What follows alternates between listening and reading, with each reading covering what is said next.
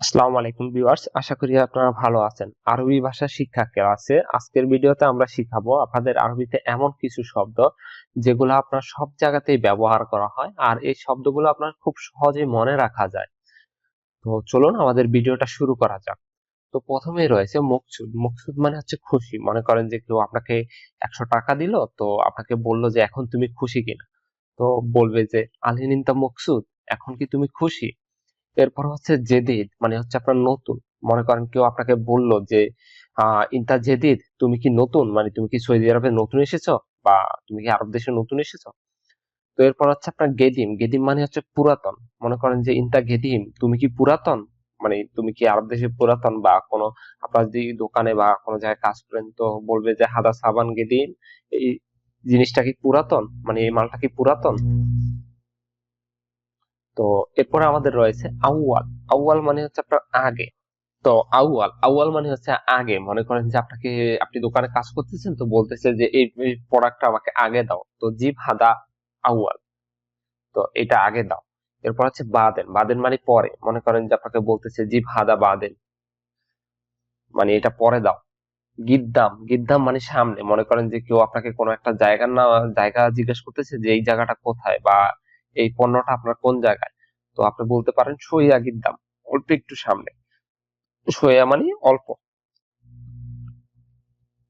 এরপরে রয়েছে ওরা। ওরা মানে পেছনে। মনে করেন যে আপনাকে কেউ একটা জায়গার নাম জিজ্ঞেস করছে, তো জিজ্ঞেস করতেছে এই জায়গাটা কোন জায়গায়, তো আপনি বলবেন যে হাদা ওরা, এটা পিছন।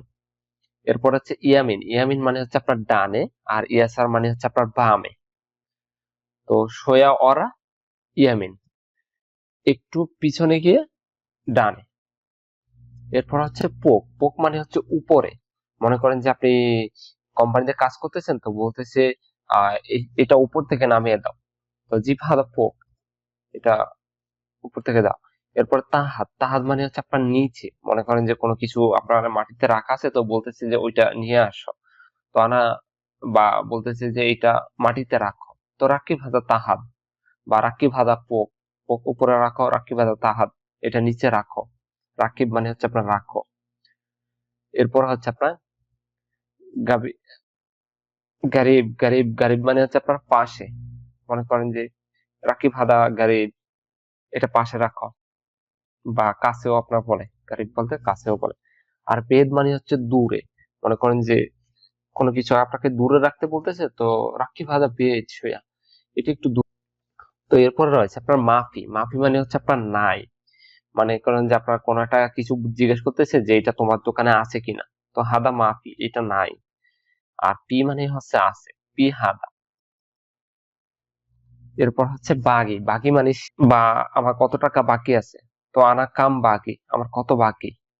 এরপর হচ্ছে খালাস। খালাস মানে শেষ। মনে করেন যে 15টা শেষ হয়ে গেছে, তো হাদা সামান খালাস, এই প্রোডাক্টটা শেষ হয়ে গেছে। আর সহি মানে হচ্ছে আপনার ঠিক। সহি মানে ঠিক। মনে করেন যে কেউ আপনাকে বলতেছে যে এই পণ্যটা ঠিক করে রাখো, তো হাদা তারতিব, বা রাখি ভালো সহি। গলদ মানে ভুল। মনে করেন যে আপনি কোনো কিছু ভুল করতেছে, তো বলবে যে ইনতা গলদ, তো তোমার ভুল। ইন্না মিন্না। ইন্না মিন্না হচ্ছে আপনার এদিক সেদিক। তো কেউ আপনাকে বলতেছে যে এদিক সেদিক যায়ও না, মাফির ও ইন্না মিন্না, এদিক সেদিক যায় না। সিদা মানে হচ্ছে সোজা। তো আপনাকে বলতেছে সোজা যাওয়ার জন্য, সোজা, সোজা যাও। এরপর হচ্ছে আলী বাবা। আলী বাবা হচ্ছে আপনার চোরকে আরবিতে বলা হয় আলী বাবা। আর ফায়দা মানে হচ্ছে লাভ। মানে কোন ফায়দা, বা আপনি যদি কপিলকে টাকা দেন, তো ওইটাকেও আপনার আরবিতে বলবে যে জীবানা ফায়দা, আমার লাভ দাও।